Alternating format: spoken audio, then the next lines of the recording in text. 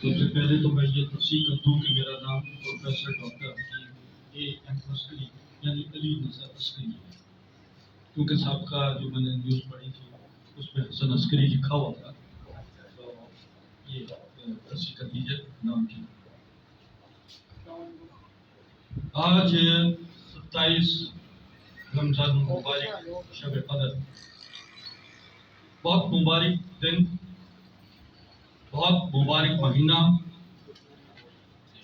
نزول قرآن آج کے 27 شب کا اعجاز ہے۔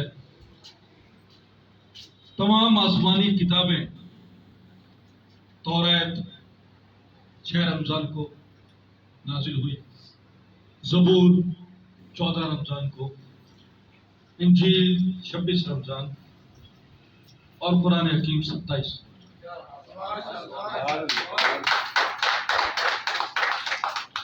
یہ ماہ مبارک آپ اندازہ لگائیے کہ تمام آسمانی پیغامات الہی اس ماہ رمضان میں مکمل ہوتے ہیں، اور یہی 27 رمضان قیام پاکستان کا اعلان۔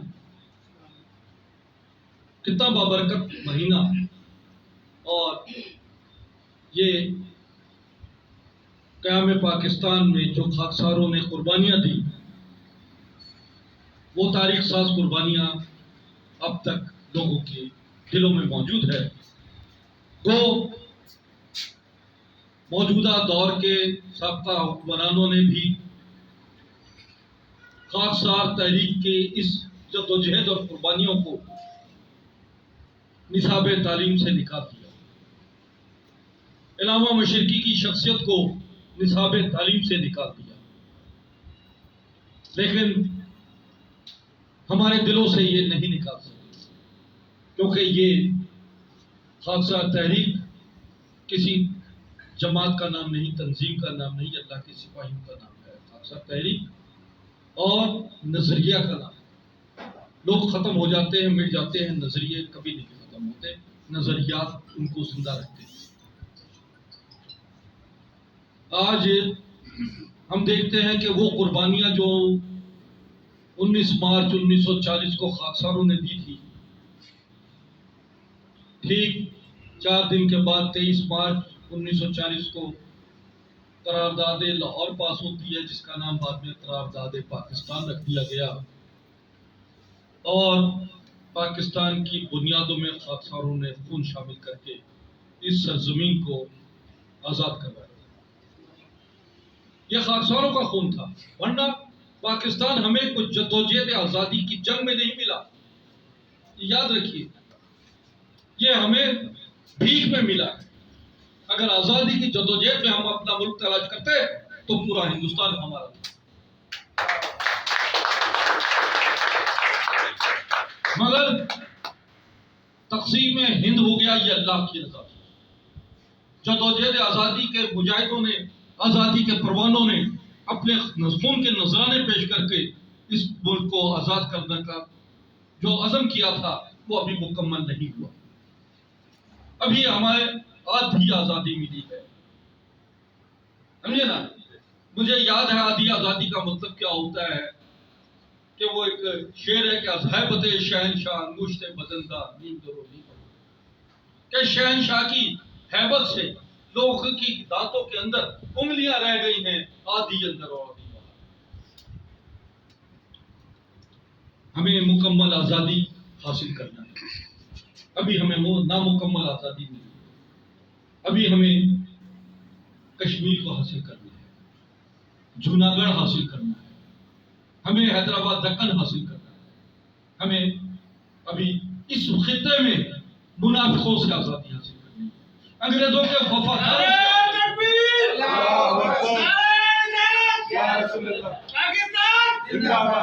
انگریزوں کے وفاداروں سے جو ان کے کتوں کو نہلاتے رہے، جو ان کے گھروں کو معائشے کرتے رہے، جو اپنی بیٹیاں ان کو پیش کرتے رہے، ان کے غداریوں کے عوض میں جنہوں نے جاگیریں بنائی ہیں، ہمیں ان سے آزادی حاصل کرنی ہے۔ یہ کرونا، یہ ڈرامہ، یہ ہمارے ملک کے لیے پوری دنیا میں ایک ویسٹ نے ڈرامہ کھیلا ہوا ہے جسے رشیا نے رد کر دیا اور کھلم کھلا کہہ دیا ہے کہ ہم اس کے امریکہ کے یا ان لوگوں کے ڈراموں میں نہیں آنا چاہتے یہ. اور اسی طرح چائنا نے بھی رد کر دیا ہے. وہ کاروبار کرتا ہے ویکسین بنا کر آپ لوگوں کو بھیج رہا ہے چاہے مفت دے رہا ہو. لیکن میں یہ سمجھتا ہوں کہ کرونا کیوں ڈرامہ ہے. آپ لوگوں کی بھی آنکھیں کھلی ہوئی ہیں. اس بات کو یقین کر لیجئے کہ یہ ایک ایسا ڈرامہ ہے جو ہمیں تباہ اور برباد کر دے گا, غریب کو غریب تک کر دے گا, اور ایک خاص طبقہ جو ہے وہ امیر ترین ہو کر آپ پر مسلط اس طرح ہو جائے گا جیسے فرعون. آپ نے کورونا کے حوالے سے میں آپ کو کھلی بات کرتا ہوں. میں ایک مالج ہوں, ایک حکیم ہوں, ایک ڈاکٹر ہوں, پروفیسر ہوں. میں اویئر رہتا ہوں دنیا بھر کے. میں امریکہ میں 19 سال میرے گزرے ہیں. امریکہ میں کیلیفورنیا یونیورسٹی میں نے پڑھایا ہے, پیسیفک یونیورسٹی میں پڑھایا ہے, اسٹاکٹن یونیورسٹی میں پڑھایا ہے. سمجھے 17 سال وہاں میں نے ایجوکیٹ کیا, پڑھایا. اور ریلیجس سائنسز میں نے مذاہب عالم پر پی ایچ ڈی کیا ہے. تو یہ تھوڑا سا تعارف ضروری ہے تاکہ آپ کو نالج رہے کہ ہمارا ساتھی جو ہے وہ کتنا جاہل ہے. کیونکہ Jack of all master of none والی بات ہے. ہم سب کچھ ہونے کے باوجود بھی ابھی بے دست و پا ہیں, کچھ نہیں کر سکتے. مجھے ایک لیکچر پر امریکہ میں اس وقت $1000 ملا کرتا تھا, اور دن بھر میں 6-7 لیکچر ہوتے تھے جو میں 7 یونیورسٹیز میں پڑھاتا تھا, اور پروفیسر آف 7 یونیورسٹیز کا مجھے ٹائٹل ملا.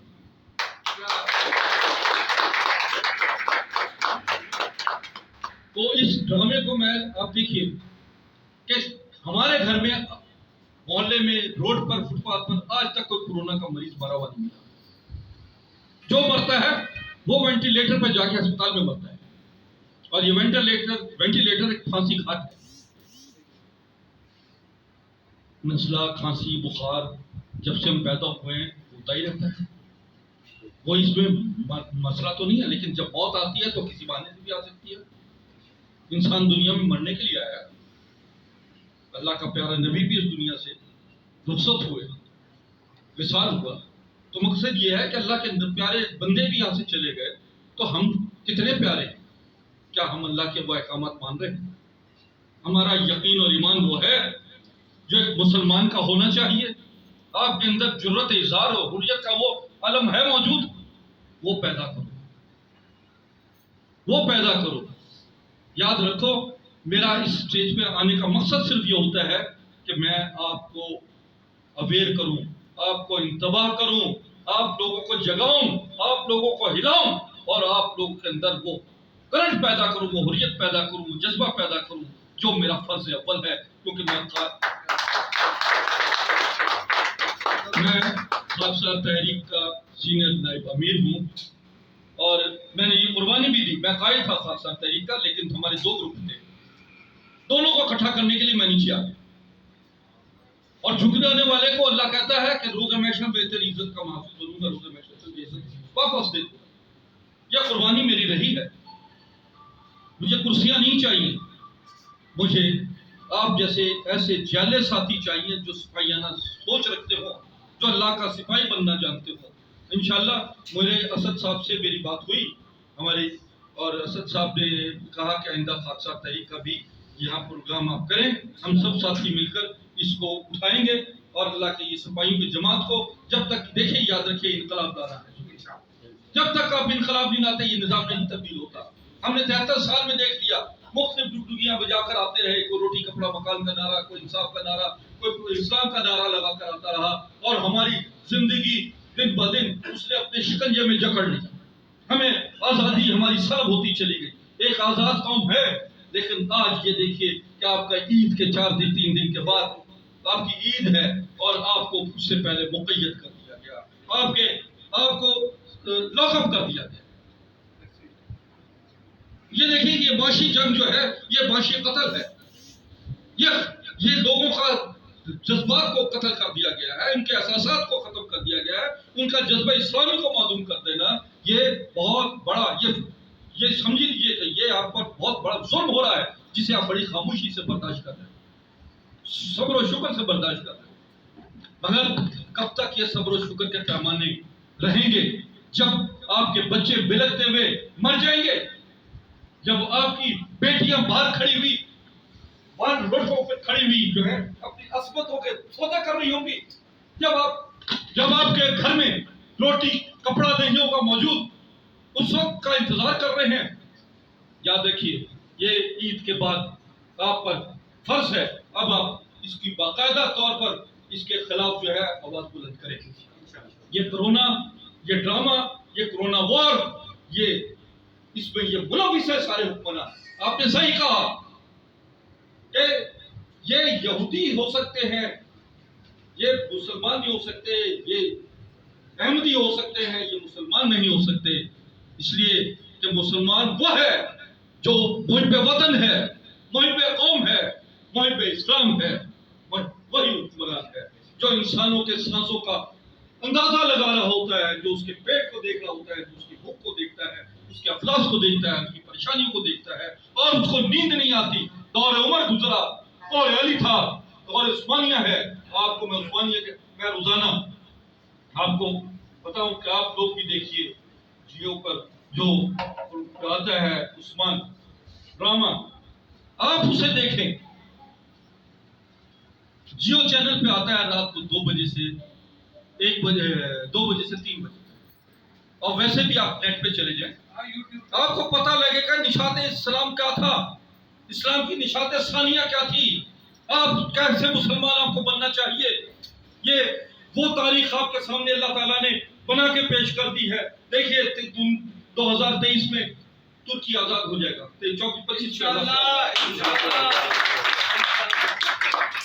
اور ترکی نے آزادی سے اس سے پہلے 1923 میں جب ترکی پر سلطنت عثمانیہ ختم ہوئی تھی تو اس سلطنت عثمانیہ کتنے عروج میں تھی، اور اس پر بھی غداروں نے اس کو ختم کیا ہے. لیکن میں یہ کہنے کا مقصد یہ ہے ہانگ کانگ آزاد ہو گیا، بینکاک آزاد ہو گیا، ہمارے سامنے آزادیاں انہی سے جو ہے انگریزوں سے انہوں نے آزادی حاصل کی. سن 2023 میں ترکی آزاد ہو جائے گا. ہم کب آزاد ہوں گے؟ ہم کب آزاد ہوں گے؟ ہمیں آزادی حاصل کرنا ہے، ہمیں آزادی چھیننا ہے. اس لیے کہ آپ بھی 100 سال کے پٹے پر پڑے، سمجھے نا، آپ کو بھی 100 سال کے پٹے پہ ڈالا ہوا، آپ کو پتہ ہی نہیں ہے. کہیں پورا پاکستان. جی آپ یہ بتائیے ہانگ کانگ کو آزادی کیوں نہیں مل گئی؟ اس کا پٹا اس کا 100 سال پورا ہو گیا تھا، ٹھیک ہے، 50 سال اس کا. اچھا اس کا جو معاہدہ ہوا ہے ترکی کا 2023 میں ختم ہو جائے گا، سلطنت عثمانیہ والا. اس کے بعد ترکی جو ہے اپنی پہلی فارم میں آئے گا، اور اس سے پہلے ترکی فارم میں آنے سے پہلے اس نے ارطغرل غازی، عثمان، سمجھے نا، غازی، ان کا ڈرامہ پورا حقیقت سامنے آپ کے سامنے پیش کر دی ہے کہ مسلمانوں کی حقیقت میں کیا چیز ہے. اصل میں اس کا مسلمان کو جو انہوں نے ایک عرصے کے بعد جو ہے ہمارے ذہنوں سے، دلوں سے، دماغوں سے اسلام کی وہ تمام قدریں، روایات، وہ تمام بہادری، وہ جذبہ، وہ جانساری انہوں نے ہمارے دلوں سے ختم کر کے ہمیں بزدل منافق قوم بنانے کی کوشش کی. لیکن ایمان کا جذبہ مسلمانوں میں بھی موجود ہے، وہ ختم نہیں ہو سکتا. ہاں آپ کے درمیان کوئی لیڈر نہیں ہے، آپ کے درمیان کوئی محمد بن قاسم نہیں ہے، کوئی خالد بن ولید نہیں ہے، آپ کے درمیان امام خمینی جیسا شخص نہیں ہے، سمجھے؟ آپ کے درمیان کوئی حریت پسند موجود نہیں ہے. بالکل ہے، میں کہوں بالکل ہے. اسد صاحب موجود ہیں، یہ بھی آج اس نظام کے خلاف کام کر رہے ہیں، اس ظالمانہ سوچ کے خلاف کام کر رہے ہیں، جو منصف ہیں ان کے خلاف کام کر رہے ہیں. سٹی پریس کلب بنانے کا مطلب کیا تھا؟ یہی تھا کہ جو صحافت میں اجارہ داری قائم ہے، جو صحافت میں یلوئزم ہے، جو صحافت میں بدماشی چل رہی ہے، جو صحافت میں ہنڈا گردی ہے، بلیک میلنگ ہے، ان کے خلاف انہوں نے جہاد کیا.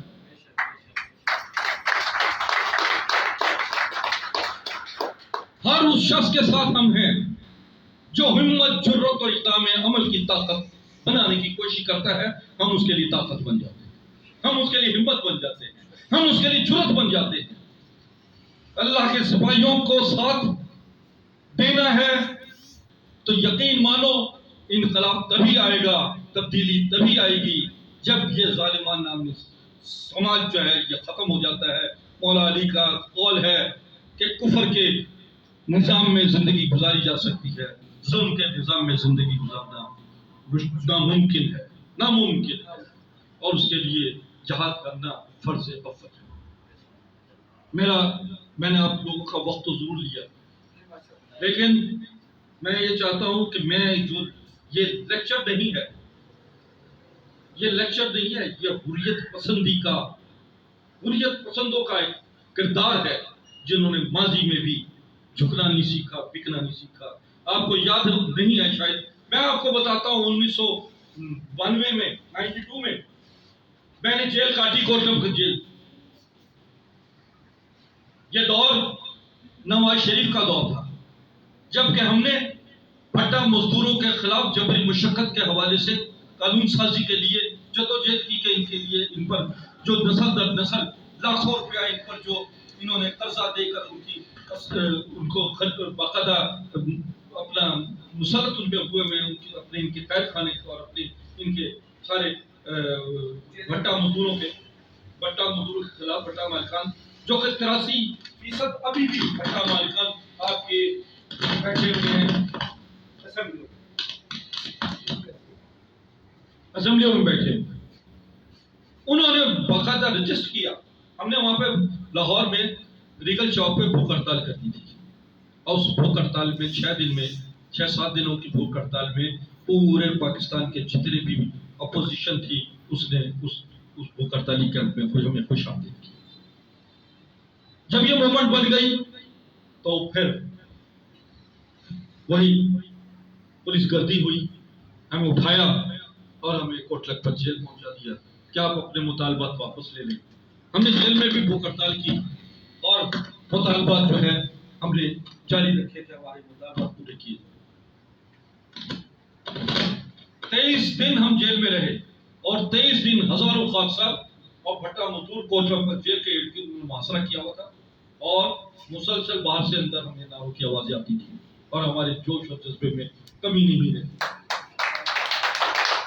اور اس کے بعد وہ بل قومی اسمبلی سے پاس ہوا, اور اس بل کے پاس ہونے کے بعد نوابزادہ نصر اللہ خان, بے نظیر بھٹو, جہانگیر بدر, خورشید قصوری وغیرہ یہ سب جیل میں آئے اور انہوں نے ہمارے بھوک ہڑتال ختم کروائی, ہمیں خوشخبری سنائی کہ آپ ہمیں اس بات پہ فخر ہے کہ خاکسار جہاں اڑ جاتا ہے وہ لڑ جاتا ہے, مر جاتا ہے, پیچھے نہیں ہٹتا.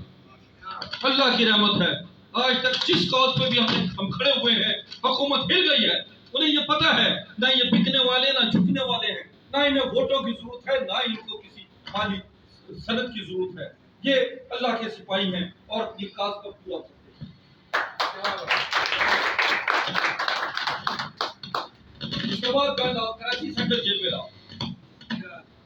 جی آپ کو یہ چھپا ہوا قیدی نظر نہیں آتا, آپ کو وہ قیدی نظر آتے ہیں جو جیلوں سے باہر ہونے کے بعد جو ہے اپنے اقتدار میں بیٹھے ہوئے, جو جیلوں میں بھی جاتے ہیں تو سیاست کھیلتے ہیں, جو جیلوں سے باہر بھی آتے ہیں تو سیاست کی صنعت لے کر آتے ہیں کہ لو جی ہم نے جیل میں یہ کرتے رہے.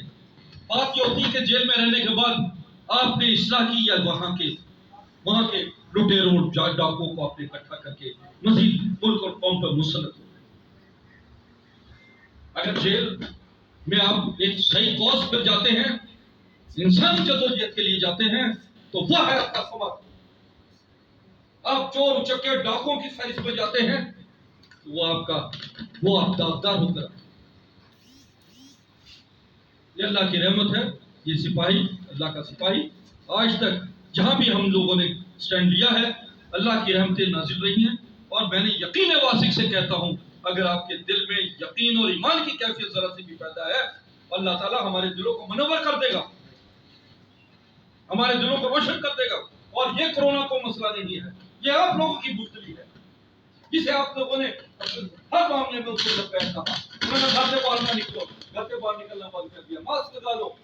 ارے یار یہ ماسک یہ بیماری ہے, یہ آپ کو کورونا میں مبتلا کر دیں گے. ماسک جس کپڑے سے بنا اس کے اندر جو لگا ہوا ہے خاص وہ جراثیم کو پروٹیکٹ کرتا ہے, جراثیم کو آتا ہے. یا آپ کا سانس اندر جا رہا ہے مارا ہے, آپ کا سانس اندر سے جراثیم باہر پھینک رہا ہے, وہ جراثیم وہاں اترے گی, سمجھے نا, وہ جراثیم وہاں اترے ہیں اور وہی جراثیم جب اندر بعد جا رہے ہوتے ہیں وہ آپ کو بیمار کر دیتے ہیں. وہ تو ہاں اگر آپ کو واقعی ماسک لگانا ہے, میرے خیال اس کو ہیلو ہاں, اگر آپ کو واقعی ماسک لگانا ہے تو کپڑے کا گھر میں بنوا لیں, یا بنا ہوا بہت اچھا ماسک ملتا ہے وہ لگا لیں, وہ بھی بات نہیں کرتے بہت علامتی طور پر. مجھے یقین ہے, دیکھو میں ہزاروں مریضوں کو دیکھتا ہوں بغیر ماسک کے بیٹھا ہوں.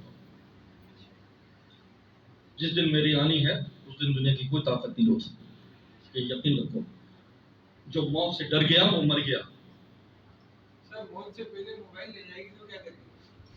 موت سے پہلے وہ آپ کی کمزوری ہے نا, کیوں لے جائے گا؟ ہمارے پاس آتے ہیں لوگ وہ بیچارے گر ڈرے ہوتے ہیں, اگر دکاندار نے ماسک نہیں پہنا اس کی دکان سی جو آج کل ہم دیکھ نہیں نہیں بالکل صحیح کہہ رہے ہو بھائی. اور بیٹا آپ کے لیے یہی تو میں سمجھا رہا ہوں, یہ جب تک آپ کے اندر مدافعتی نظام نہیں پیدا ہو گیا, آپ مزاحمت نہیں کرنے کے قابل ہیں, تب تک آپ پر جو ہے جب ظلم ہوتا رہے گا. اور یہ سب چیزیں مقابلے کے لیے متحد اتحاد ضروری ہے, ایک بہت بڑا اتحاد ضروری ہے ان ظالموں کا مقابلہ کرنے کے لیے. ہم خاموش کیوں ہوتے ہیں؟ ہمیں معلوم ہے کہ ہم ابھی ان سے مقابلہ کرنے کا مطلب یہ ہے کہ ہم خودکشی کرتے ہیں. تو ہمیں آپ لوگوں کو ایک راستہ دکھانا ہے, اور لوگوں کی معیشت کو بچانا ہے, بچوں کو بچانا ہے جن کی تعلیم میں ڈوب گئی.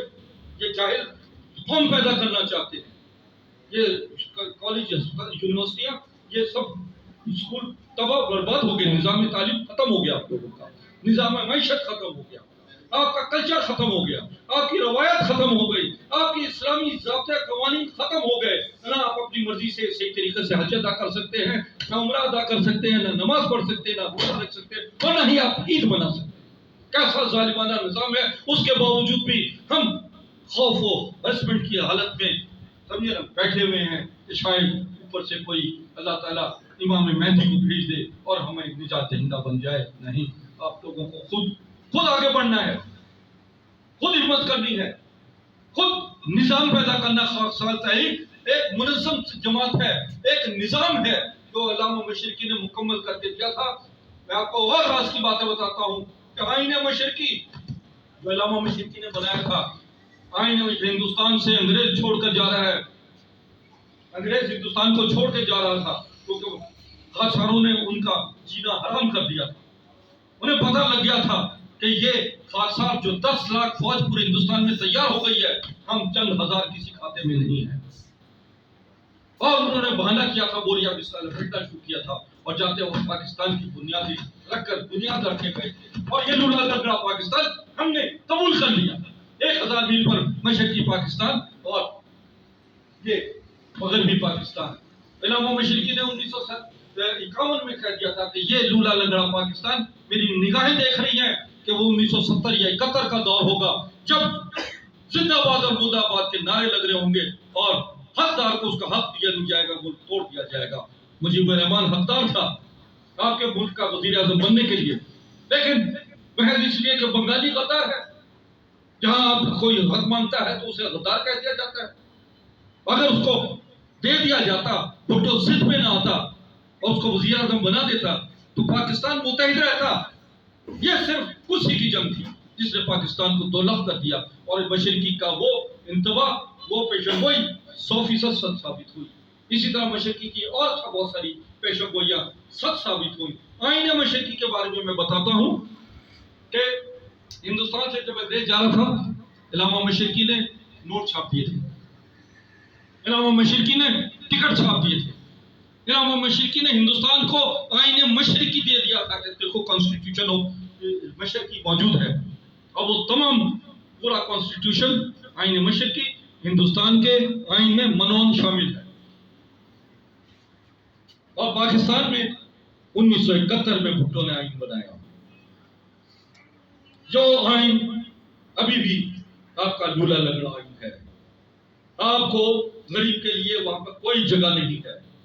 ان کے لیے جو بیٹھے ہوئے ہیں اقتدار میں, انہوں نے اپنے لیے وہ آئین بنایا ہے. بتانا یہ چاہتا ہوں کہ آئین مشرقی آج بھی ہندوستان میں اس کا کانسٹیٹیوشن کا بہت بڑا حصہ ہے. ہندوستان نے باقاعدہ فیوڈل لا ختم کر دیا, یعنی جاگیردارانہ سرمایہ دارانہ نظام ختم کر دیا, اور پاکستان میں آج بھی سرمایہ دارانہ جاگیردارانہ وڈیروں کا نظام قائم ہے. ان کو پروٹیکٹ کیا جاتا ہے. یہ پولیس ان کی حفاظت کرتی ہے, یہ رینجر ان کا محافظ ہے, یہ تمام فورسز ان کی محافظ ہے. آپ آج بھی غلام ہیں, آج بھی آپ غلام ہیں, آپ آج بھی غلاموں کی زندگی گزار رہے ہیں. اس غلامی سے باہر آنے کے لیے آپ لوگوں کو جدوجہد کرنی ہوگی, متحد ہونا ہوگا, اخوت کے پرچم کے نیچے آنا ہوگا. خالصہ تحریک آج بھی آپ کو پکارتی رہی ہے, اور بعد میں بھی پکارتی رہی ہے کہ اٹھ جاؤ اور آزادی کے علم بردار بنو, حریت پسند بنو, تاکہ تمہارے اندر غیرت مند قوم کا جذبات پیدا ہو, اور ایک صحیح مسلمان کی حیثیت سے ایک آخری سانس بھی رہ جائے تو مرنے سے مطلب. اے مسلمان, اپنی اس انداز سے جینا ہوگا. موت سے بچنا ہے تو پھر موت سے لڑنا ہوگا. اے مسلمان, اس انداز سے جینا ہوگا. موت سے بچنا ہے تو پھر موت سے لڑنا ہوگا. یہ زمین کی بہتری ہے, تن من ہرک لگا دو. یہ زمین کی بہتری ہے, تن من ہرک لگا دو. دنیا کے بے کسوں کو تدبیر حق سنا دو. روٹی تو شے نہیں کچھ, یہ غریب کو ہے دھوکا, اور غریب کی حکومت اس کی ہوا چلا دو.